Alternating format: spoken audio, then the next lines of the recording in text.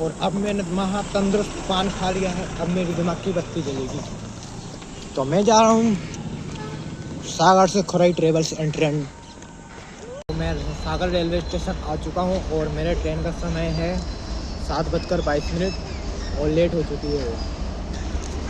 अभी तो फिलहाल मालगाड़ी आ रही है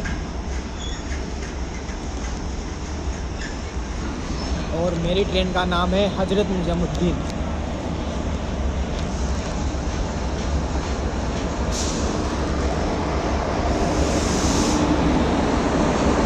फिलहाल अभी ये देखो आप,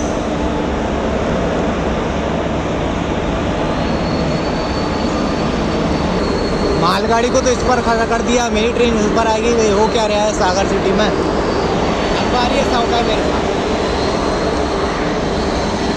मेरा सागर